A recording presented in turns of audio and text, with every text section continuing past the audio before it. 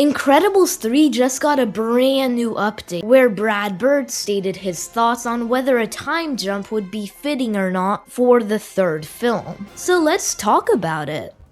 This came to us from the Direct. The Direct. I think one of the things that I hear a lot of people want to see, and I would love to see, is this idea of seeing older versions of Dash, Violet, and Jack Jack. Is that something we can finally expect in Incredibles 3, or do you think that we're gonna stick with what 1 and 2 are in that respect? Brad Bird. If you lose that, you lose the archetypical aspect of it, and that's something that is important to me. In other words, they were meant to represent parts of life that you go through. The filmmaker summarized how many fans feel that aging up the kids would make them somehow hipper or cooler or more like them, but instead it would lose the symbolic element of their powers. And so, those are family archetypes. And aging them up doesn't help that at all. People just keep thinking that aging them up is going to make them somehow hipper or cooler or more like them, and it's like, no, it won't.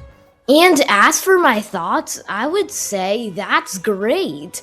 You kinda have to keep the signature of starting another Incredibles film where the previous movie left off. That's partly what makes the Incredibles franchise memorable. I mean, come on, if I see Dash or Violet or Jack Jack older, that would lose a lot of their personality, and you would have to make up a whole different character arc and all of that. That's not what I want. I want another Incredibles movie where I can see Dash and Violet again the same age. I know a lot of people wanted a time jump, but in my opinion, I think the movie would feel way too different, and would just not feel like Incredibles.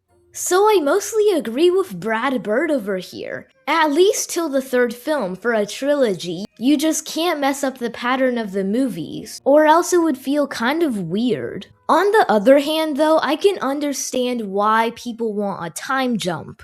If you just start where the second film left off, there won't be much of a plot to tell. In other words, the plot would have a lot less potential. So yeah, that was the new little update on Incredibles 3. I honestly am super excited for this film. I know what I said here was pretty controversial, and I know a lot of people disagree with me with not having a time jump for Incredibles. But I still trust in Pixar, and I cannot wait to see this sequel.